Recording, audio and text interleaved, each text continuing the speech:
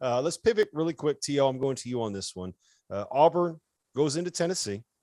They get knocked off. They were up by 11 midway through the second half, and Tennessee went on a big run. I don't know exactly what it was, but it was somewhere near about 50-2. It was something like that. And so what is your takeaway there? Are you worried about Auburn? Do you still think that this is a team that can get to a Final Four, win a national title? Because I'm not going to lie, I have my questions about them.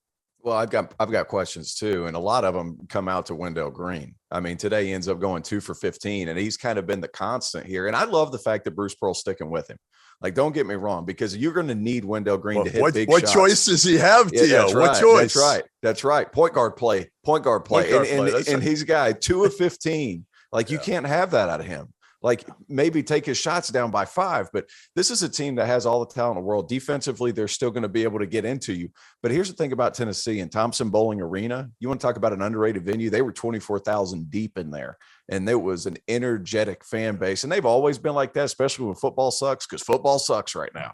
But like, I just have to dig that one in because I'm from right up the road. But it was like, here's the thing too. Oh, you're from Tennessee? I am from Tennessee. T.O. was from Tennessee. But Tennessee Travelers, baby. That's it. Charlie Benson. Tennessee's physicality bothered them. And it not only bothered their guards, but it bothered their front court a little bit. Because if you look at Jabari Smith's numbers, he ended up going 9 for 21. He was 6 of 15 at one point because they just kept getting into him. He got a technical foul against Uros Plavsic, who his only job is to be physical and use all 5 fouls for that team. They got under their skin a little bit. And whenever you have big, beefy 5 men like Tennessee does have, you can bother Auburn a little bit. I still think Auburn wins on a neutral site, but at the same time, you got to give credit to Tennessee because of their physicality on defense. Mm-hmm. Ryan, what do you think? Yeah, I agree. That was kind of what I, alluded to earlier. I think, Kessler and Smith, they got 13 rebounds between the two of them. Fulkerson had 9, Huntley had 8, Plavsic, the 7-footer, had 7. They got crushed in that second half. I think it was an 11-0 run in between the 16 and the 12 media or something around that. So it's like, they just got bullied on the glass.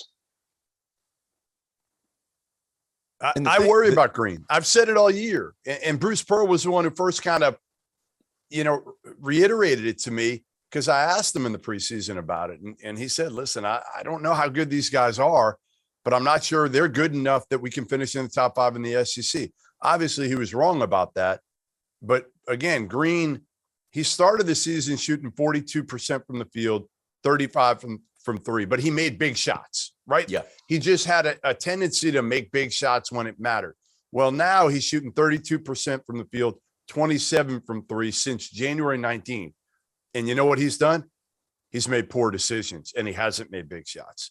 So that's the difference to me is Kessler's playing better than he did earlier in the season. Jabari's playing just as well. He's just not getting the ball as much when Wendell Green is not making those kind of crazy, buckets or passes that he was making earlier in the year. Yeah, I mean, he's not Stephen Curry. That's the thing about it. Like Wendell Green, he doesn't know Wendell who he Green, is, right? He doesn't. He needs to realize that he is Wendell Green, right? Yeah. You're not Steph Curry.